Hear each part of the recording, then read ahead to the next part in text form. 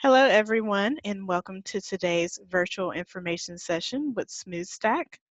My name is Chastity Duyan, and I am the Employer Relations Specialist and a Career Development Coach in the Career Services Department.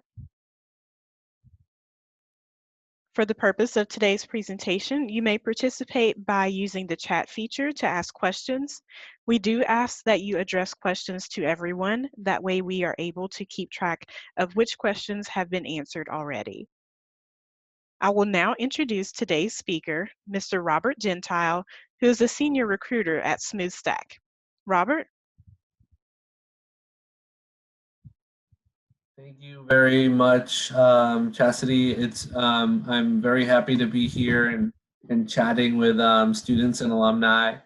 I'm gonna kind of go over a PowerPoint and kind of talk a little bit about the landscape today, the tech landscape, and a little bit of how it's kind of taken shape with this pandemic that's going on, and a little bit more about us as a company and what we offer, and open positions and things of that nature. So it should be a good 40 or so minutes, and then we can take questions at the end. So please make sure that if you have any questions, to jot them down. A lot of times questions just get answered throughout this presentation, so you may have something answered, but if we're 30 minutes in and you haven't gotten that answered, you can go ahead and put that into the chat, and we can make sure to get those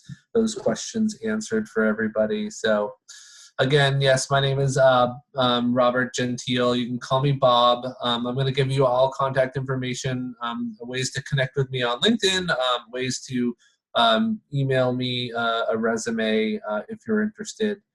So you'll get that as well. I am, as Chastity said, a senior recruiter and an engagement manager with Smoothstack. I'm going to go ahead and share my screen right now so you have something to take a peek at as I'm chatting. So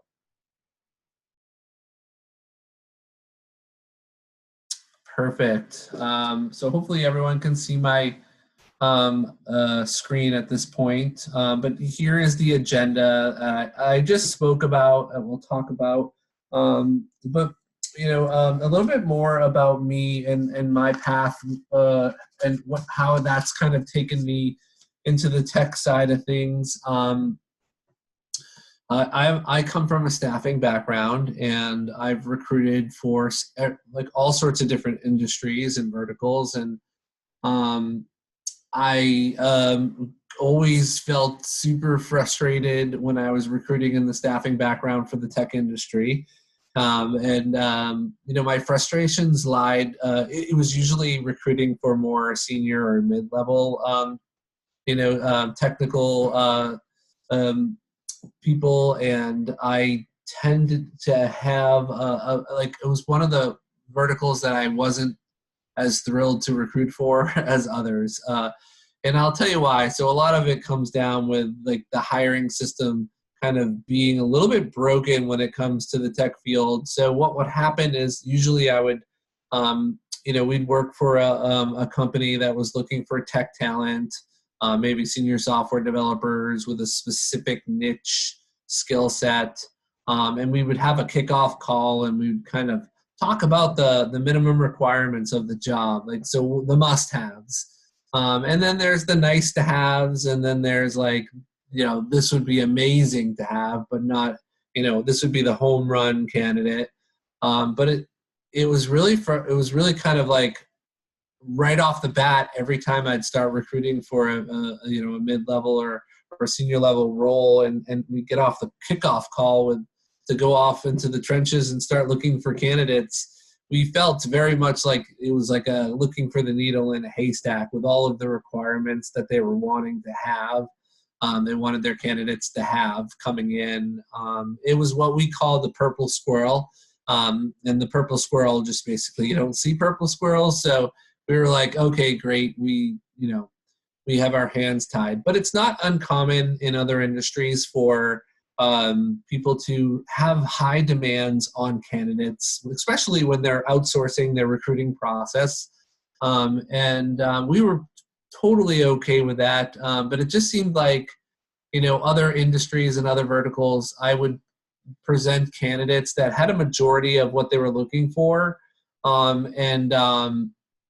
would basically, these companies would basically hire these guys on and finish, basically take the pieces to the puzzle and develop the rest to complete that full puzzle.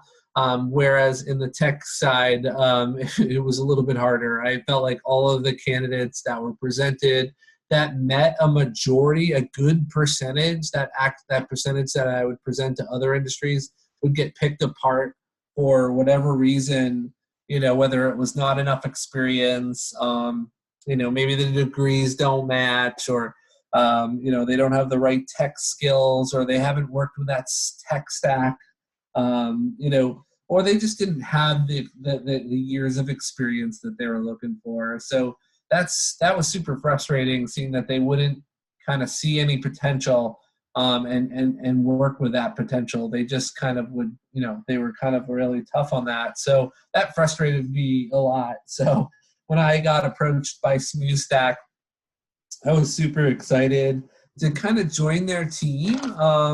I've been with Smoothstack since the beginning. We've been around for a couple of years, so we are a smaller, growing company.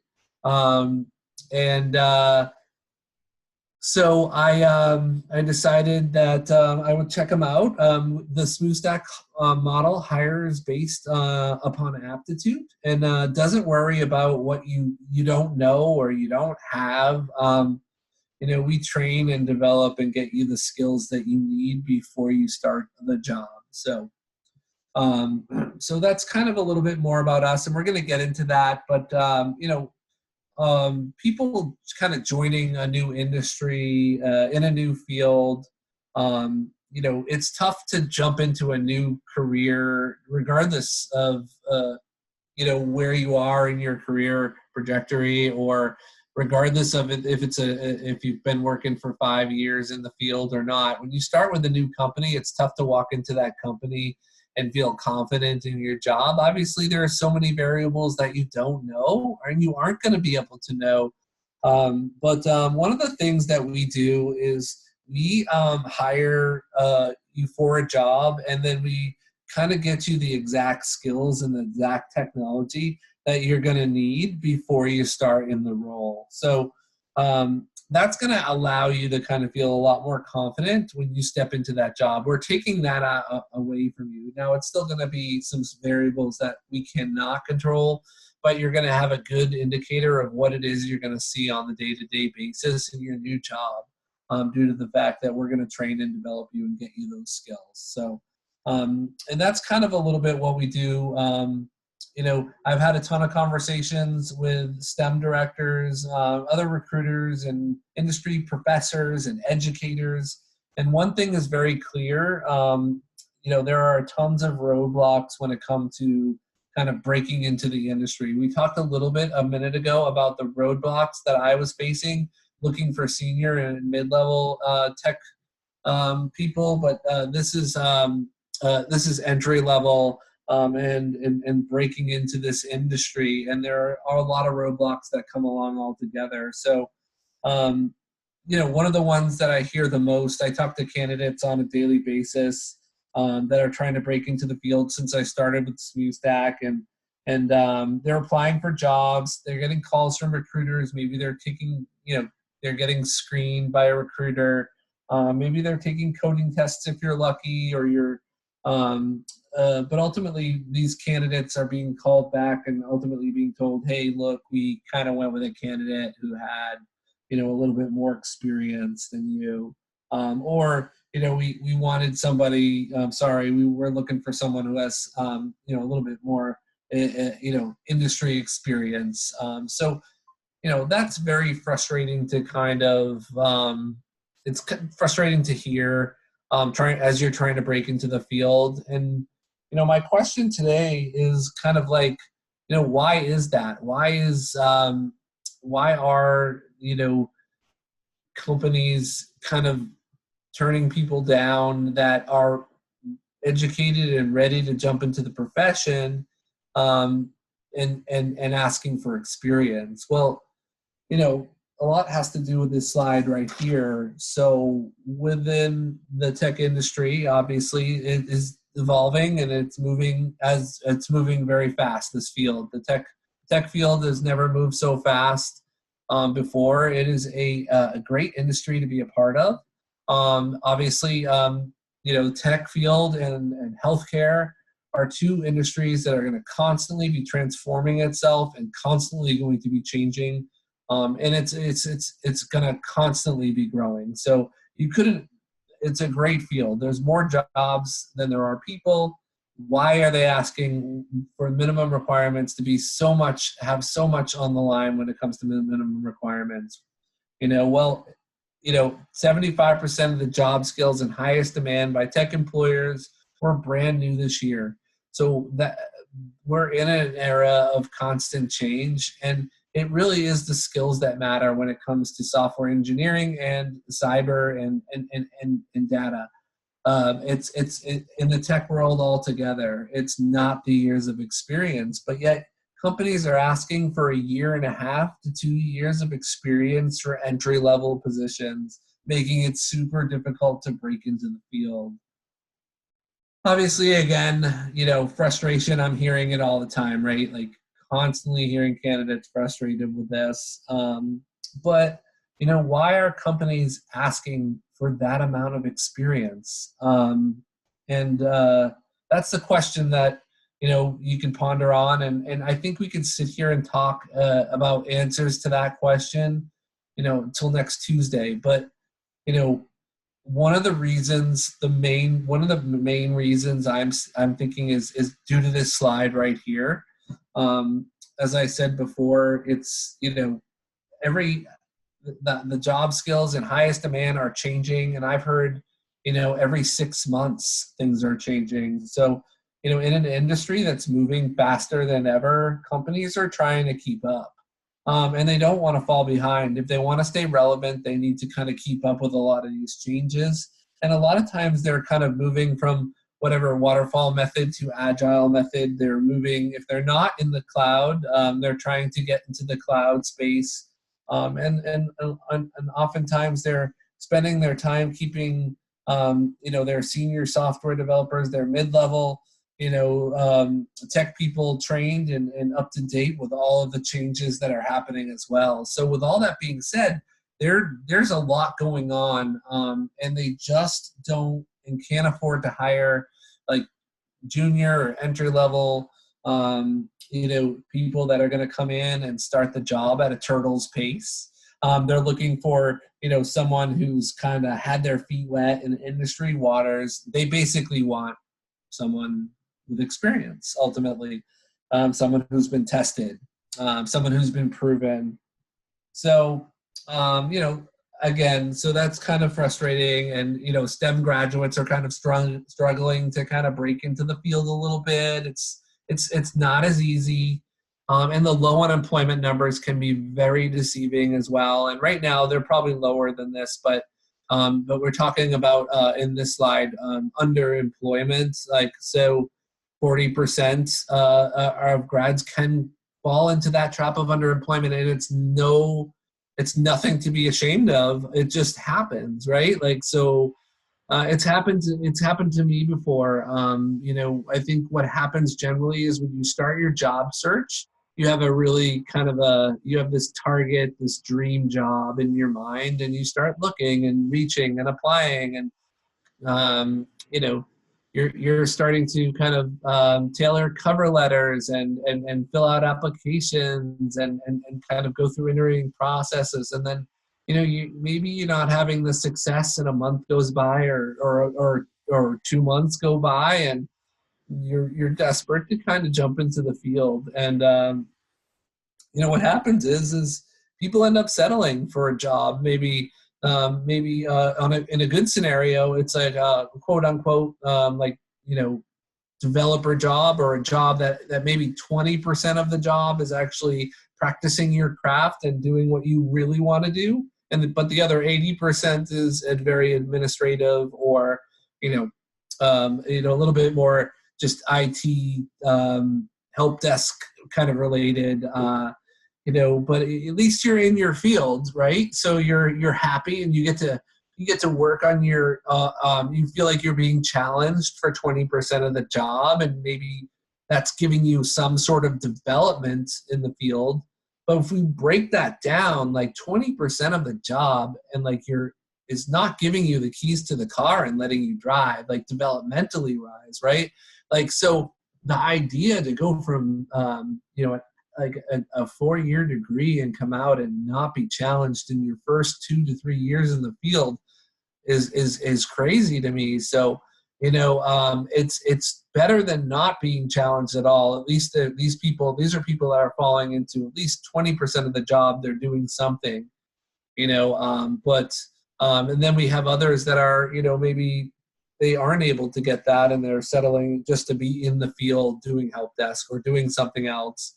And even worse, we have candidates that are, that basically have to find another job outside the field. They're working at Whole Foods, they're cashiering, my favorite store ever, grocery store, and they are working full time and going home and applying for jobs, and that's a full-time job on its own. And then they're trying to kind of do all that stuff and still try to land in the field. And then at the same time, they're trying to stay on all of these stages, every one of these stages. You have to kind of really stay in tune. You got to continually work on projects, stay up to date with what's going on, and practicing your craft and all the things that you've learned. So that's the real underlying factor here, is that kind of when you're not practicing your craft, you're kind of losing it.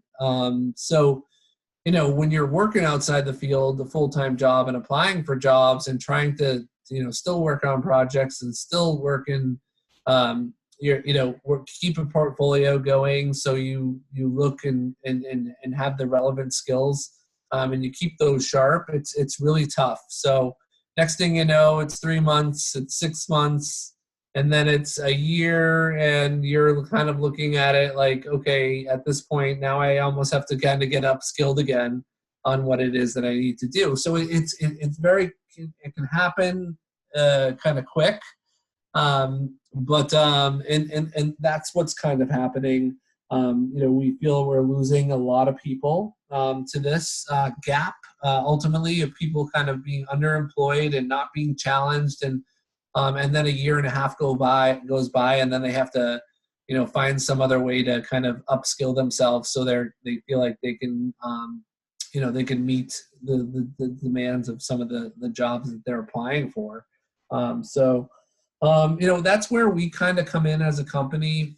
We feel that there is a kind of a boatload of untapped tech talent out there. We search for you, we vet you, and then we nurture you and place you fully trained, job ready from day one. So Smoothstack's a wave of the future, modern day elite apprenticeship program that helps kickstart IT careers. And that's basically what we do. And we really feel like this is, as I said earlier, the tech field isn't going anywhere. It's going to continue to grow. And we feel like we're the future of how companies are going to start to hire and recruit.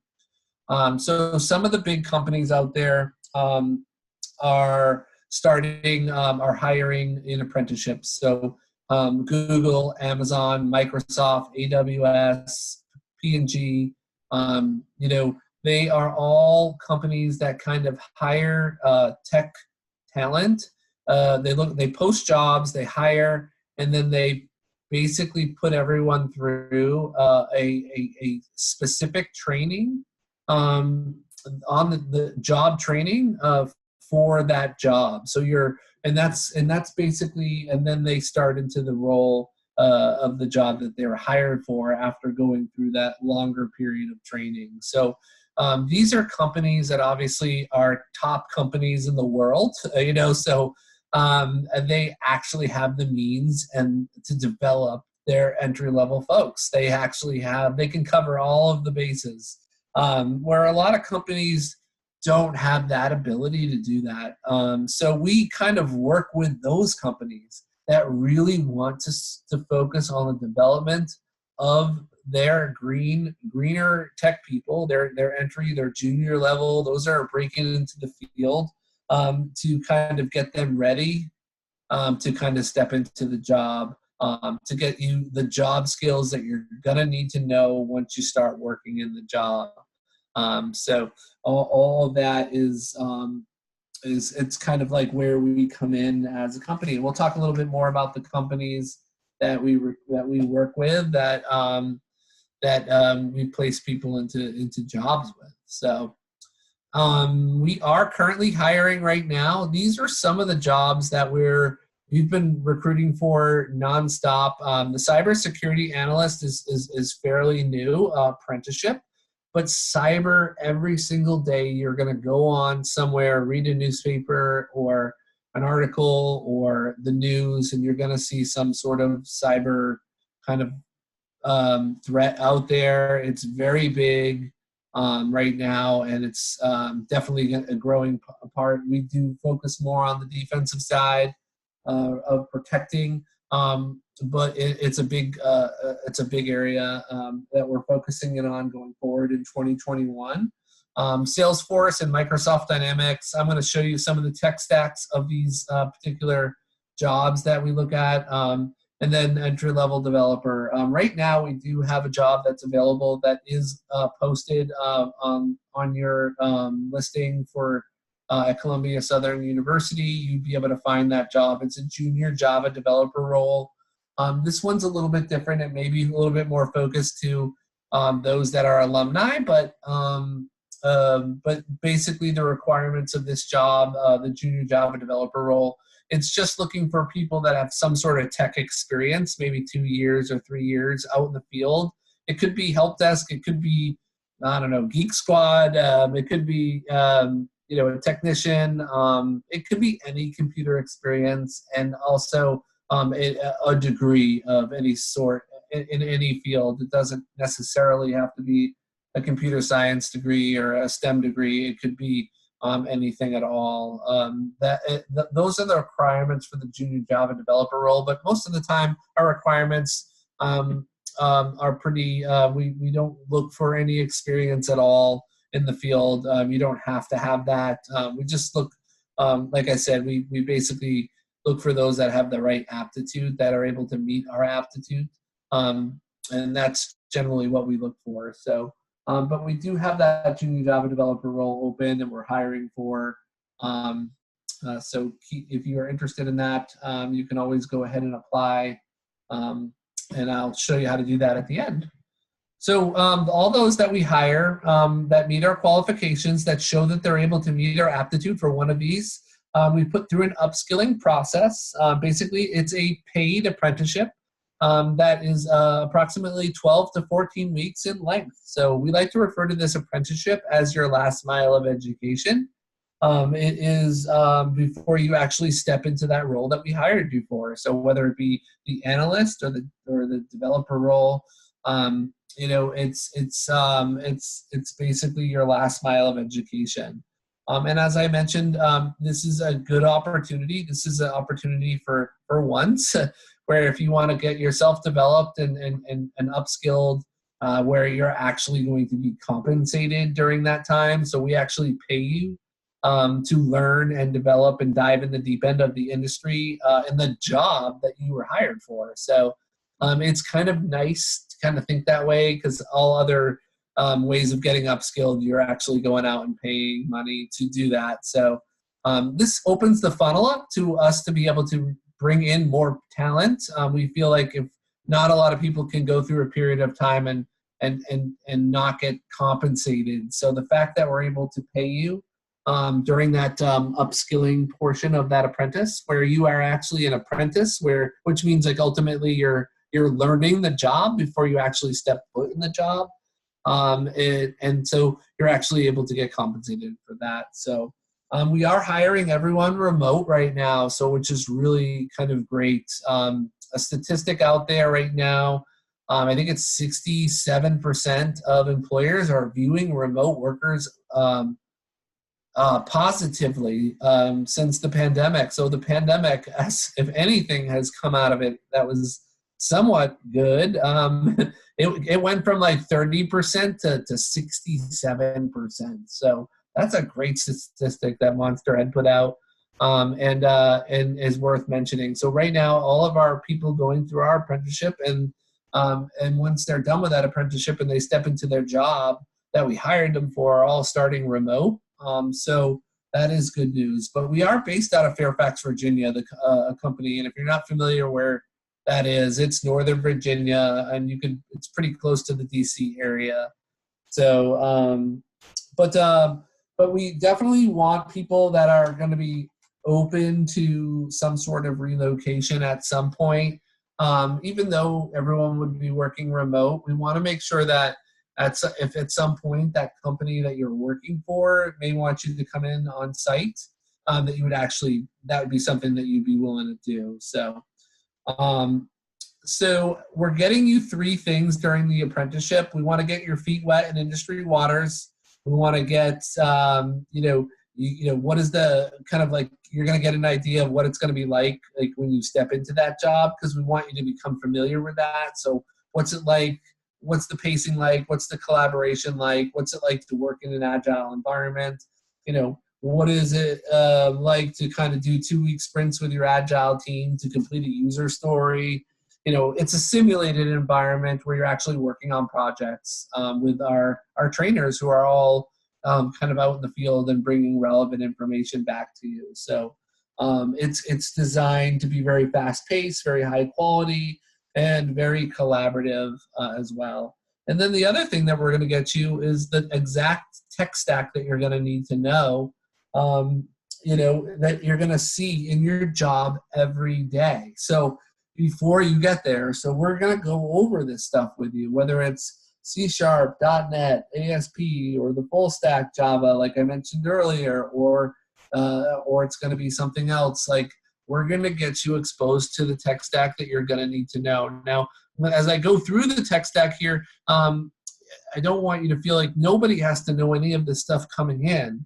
It's not what you would have to show for aptitude, but it is something that we're going to get you very familiar with as you kind of work through us. So if you're not familiar with Salesforce, Salesforce developers are big right now, and Salesforce is like the top dog out there when it comes to CRMs.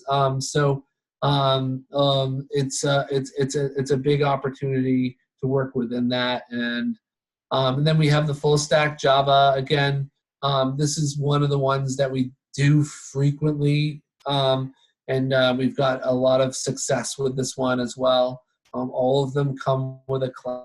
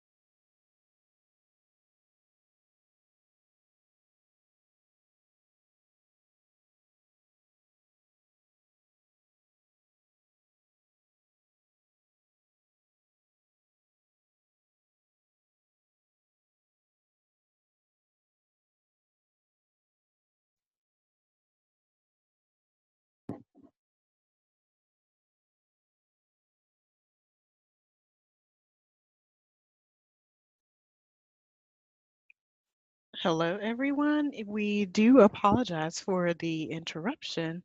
It seems that our presenter lost service. As we know, with working from home right now, things have been kind of challenging on the technology side of things. So we will give it a few moments to see if Robert is able to return to the presentation with us. We'll just take a few moments to see if he is able to jump back on. Thank you.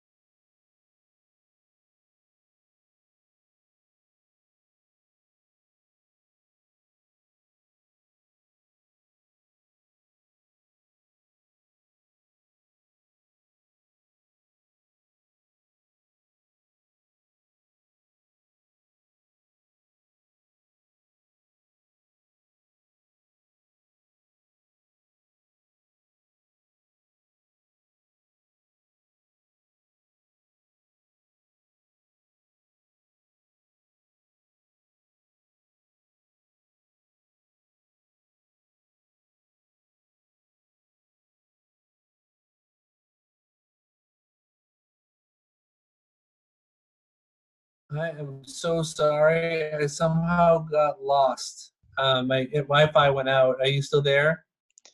Yes, I do see that Robert was able to rejoin us, everyone. So I will now turn the screen sharing over to him to continue with the presentation.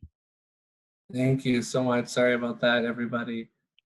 No I hope problem. that doesn't. I hope that doesn't happen again. I will share that. I'll get back to sharing my screen. Perfect. So we have some of the cyber kind of tech stack here, and some of the certifications are required when you come in, and sometimes they basically um, it is something that you will get while you're in that apprenticeship. We also have the Microsoft Dynamics 365. This is something that is kind of emerging into the tech landscape as a big kind of next Salesforce type of position here, technology software. And this has been another popular one that we've had as well. So just to go over, so we do go over the tech stacks with you, and we go over the software, anything that you're going to be exposed to with software with the new company. You're going to be kind of like expected to know, like, that be working with the different actions and workflows within that software. So we want to make sure we get you that as well. But here's our process. We hire based on aptitude. So, we do a coding assessment. And then we have like a technical screen that we do with you. And if you're able to meet those kind of that aptitude, then we invite you to join us for the engagement period, which an engagement period is another opportunity for you to kind of step foot into that apprenticeship and join us and see how it's going to work for you.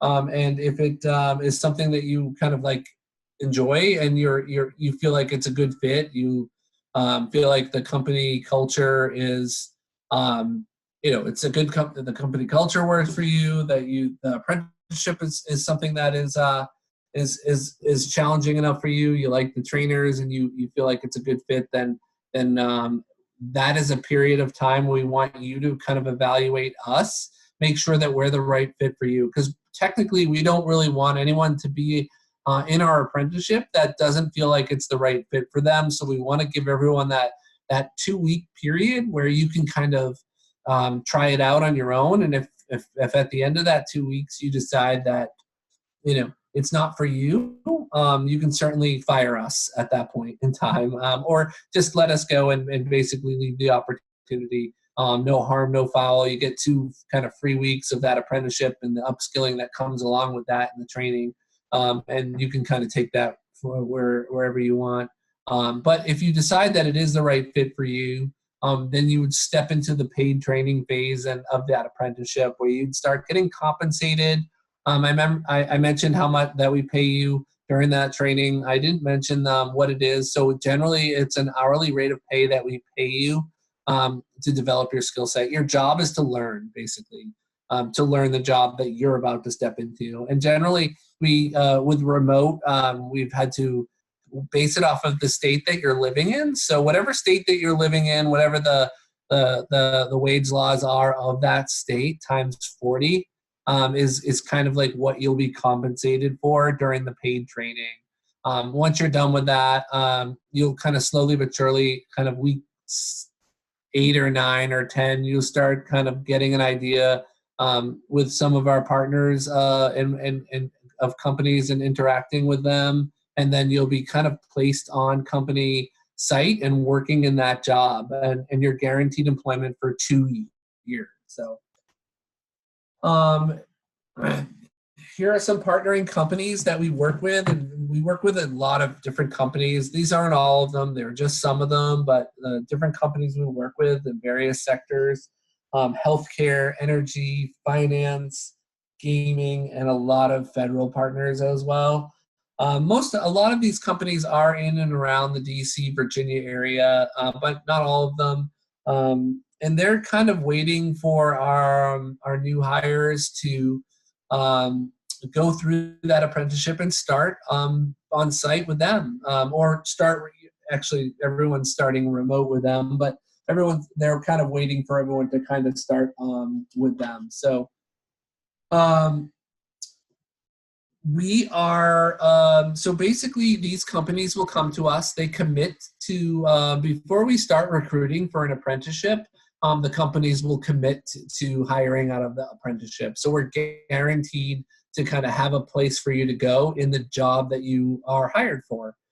We generally talk to their CTOs. We get a great idea of what they want their entry level folks to have, and we go ahead and get you that.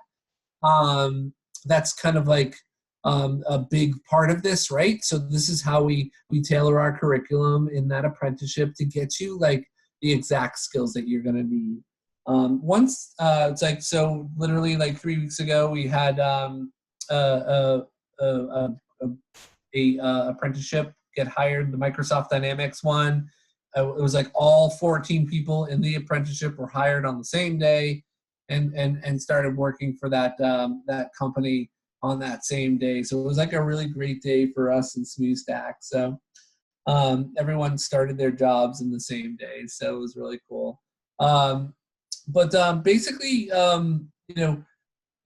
you're guaranteed to step foot into a job once you're getting through that apprenticeship.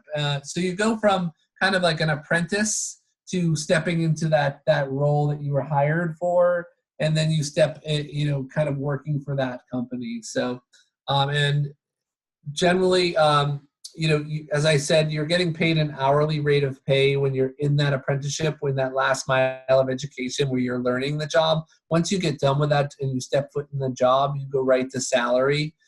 So it goes like hourly to salary. You go from apprentice to into mentorship. So it kind of goes apprenticeship, mentorship. You actually step into the role of a developer, an engineer, or an analyst. And then you're in a mentorship program for the 2 years that you're on site, like working on the job, and we're there to like mentor and coach and support you.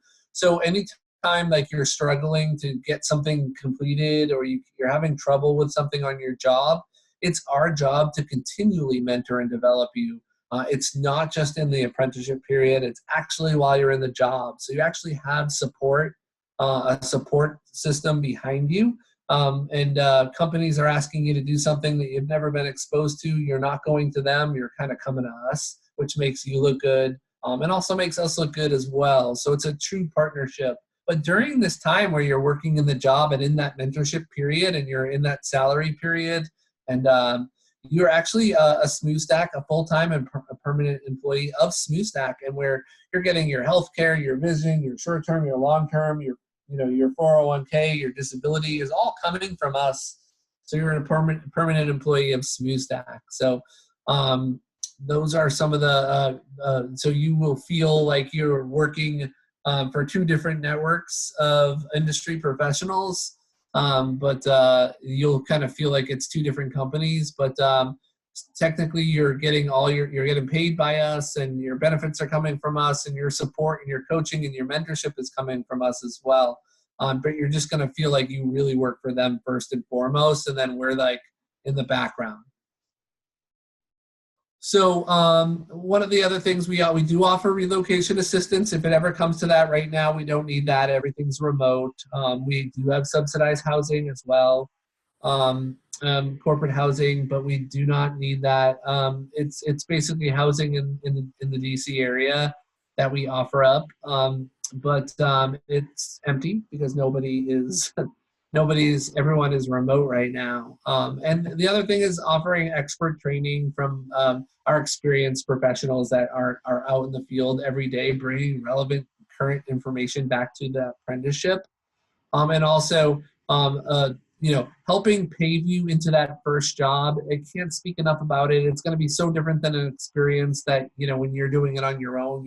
People try to find connections or ways to break into top tier companies. And what we're doing is we're getting you, and we're doing all the legwork to kind of pave that road to those big companies like Johnson & Johnson, P&G, Accenture Federal, some of the companies that you saw on that past screen there. We're kind of paving the way for you to be showcased in front of them, and ultimately end up working for them as well. So, and working on site with them, and then eventually working for them maybe permanently. And I'll get into that in just a second. But so it's very simple: apprenticeship to mentorship, hourly to salary. Kind of instead of reporting to us first with that apprenticeship, that upskilling period, then you start kind of doing the company first and us second, and we come in as a support and a coach. But the feedback has been pretty amazing from our partnering companies, where what we've been being told is that new hires that have started in the job after that apprenticeship, what they're doing in the first week of their job, entry-level folks that they've hired a year and a half ago haven't even begun to think about doing. So we're almost seeing that apprenticeship is equivalent to about a year and a half to 2 years out in the field of field experience. And so these companies, we're taking all the risk away from them, and this is why we see this as a hiring model for the future. And we're finding talent.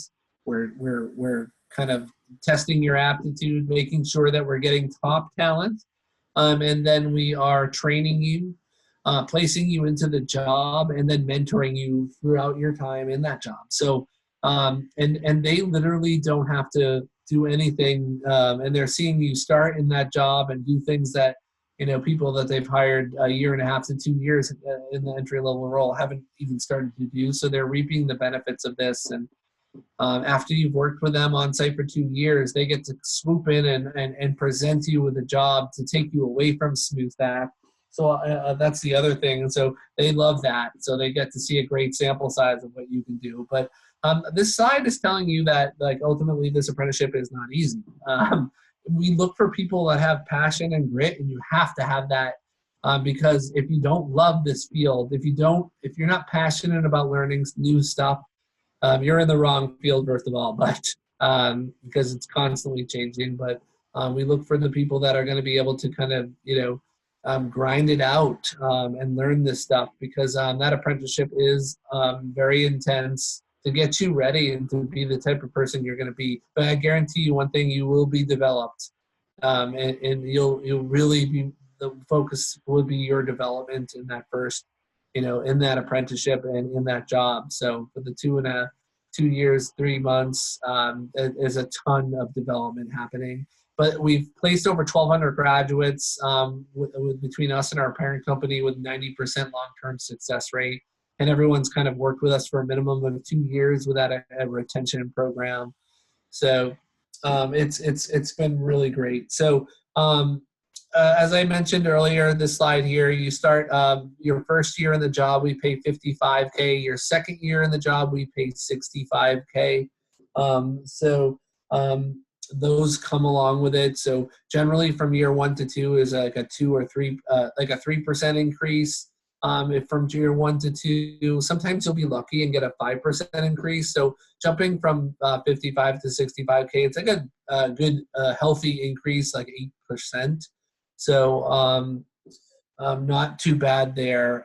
This is a couple of the people that have been in your shoes and were out looking for jobs and kind of came across Smoothstack and have jumped on board, and their thought process and their thoughts in regards to the apprenticeship, and now they're all on the other side and working as developers, and they're out in the field.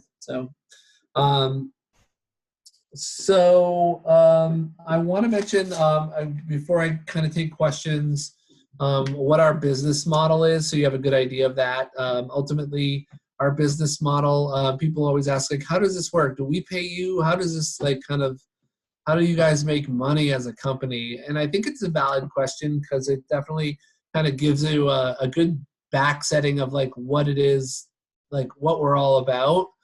So ultimately, we are spending a large investment on every person we hire. We don't make any money off of anybody we hire until you start kind of working out in the field. So oftentimes we're flying people to Fairfax or paying for you guys to come out to Fairfax. We're getting you trained and developed and working on that. We are actually going to compensate you and pay you during that apprenticeship, which generally it's about $5,000 to $6,000 during that 12 to 14 weeks of kind of upskilling and learning. And then we have to hire trainers as well, and paying the trainers and kind of putting people up in corporate housing, kind of placing you, paving the way into a job, and then also keeping you mentored and coached to get to the job and while you're in that job too. So there is a large investment that we make. So we lose tons of money while you're in that apprenticeship. But once you start working in that job, each and every week that you work in that job, slowly but surely we start getting paid back that investment that we make by those partnering companies that we work with. So every week that you work, we slowly but surely start gaining our investment back. So that's kind of it. We pay the upfront cost of all it takes to get you upskilled in that apprenticeship, in that last mile of education. And then those companies that you end up working at for 2 years, those companies end up paying us back for that investment and some. So that's kind of like how we profit as a company, and that's how we're able to do this. With that being said, we do ask for the 2-year commitment in that retention program. That commitment gives us an opportunity to kind of get that investment back and actually make money as a company. But it also gives us a great relationship with our partnering company, and gives you guys a couple things too: job security, and which right now, with everyone losing their jobs like left and right or being furloughed due to COVID, it's kind of nice to know that you're not going to lose your job. You're going to have a job in the field that you love.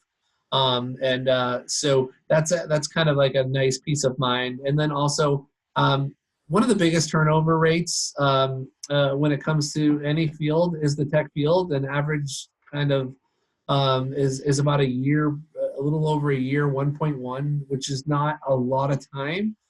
So when people, when recruiters are looking at resumes, they really love, the hiring managers love longevity. So you'll get that with this position as well.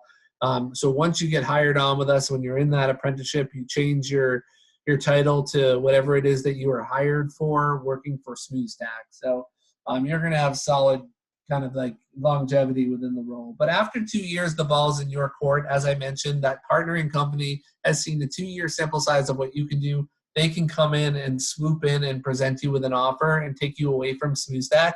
Generally, they're pretty aggressive, and this happens 87% of the time. The reason why it doesn't happen, that 87% isn't higher, is because we actually have an offer to keep you for a 3rd year. So if you decide that you like want to keep everything the same and you like having two kind of like industries of network professionals kind of around you, and you like the coaching and the mentorship that we provide, and want to keep everything the same, we have an offer on the table to keep you for the third year. So generally it goes 55K your first year, 65K your second year, and in just 2 short years you're making 90 to 95 to stay on board with Smoothstack and continue working with that company another additional year. And then the third and final option is obviously one that is gonna it's gonna be one that you can kind of like take whatever's on your resume right now, along with that apprenticeship plus the 2 years of field experience, maybe a month out or 2 months out from your 2-year mark working for that partnering company. You can kind of test the market out and kind of see what's out there. Start applying to different jobs, marketing your profile, your resume. It's going to look a whole lot different than it does right now. You're going to have meet a lot of industry minimums for minimum experience and qualifications, and working with a lot of like the kind of like that the most relevant tech skills. Um, so that is an option at that point that you would be able to test the market at that point.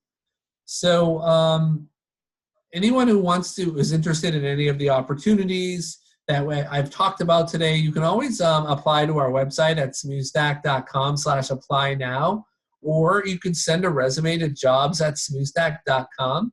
Also, I would definitely recommend each and every one of you to connect with me on LinkedIn. It's definitely good to kind of connect with people, to kind of, you never know who's going to kind of get you into your first job, even whether or not Smoothstack is the right one, is the right opportunity for you. It's always good to kind of connect with different people that are in the field that can kind of, you'll be able to follow some of my posts and some of the things that are going on out in the industry. And then there's my email address here. So definitely feel free to email me if you're interested in, or have any questions after this is over. So right now, that is pretty much it on my side of things. Sorry about the internet going out, and we kind of had that little pause, but I can go ahead and take any questions that you may have.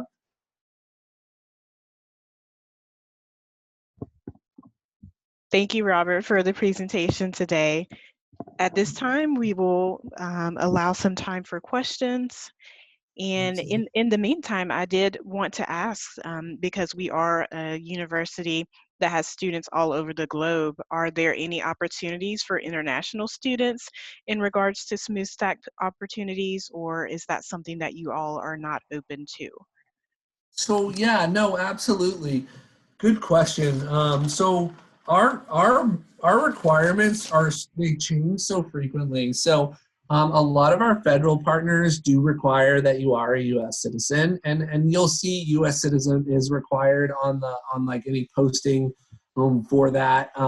But we do work with a boatload of different companies that are open to hiring. So it really does depend on the cohort that we're hiring for. So I always say, definitely don't write us off, because at the very moment we don't. Right now we do not, but don't write us off, because a lot of times in 2020, early 2020, we had some openings that we were able to work with international. So just stay tuned, I guess, to each job that you see out there and posted, and what the qualifications are. Thank you. You're welcome. At this time, I do not see that any questions have come in, but I believe that is credit to the thorough presentation that you gave us in describing everything that you all have to offer, and our students can reach out to you and connect with you if they have questions in the future. But at this time, I believe we will wrap up today's session. And, if you all have any questions, please feel free to reach out to Robert. You can also reach out to the Career Services Department, and we can assist you with things like your resume and cover letter. We can be reached at 800-977-8449 at extension 6551, or career services at columbiasouthern.edu.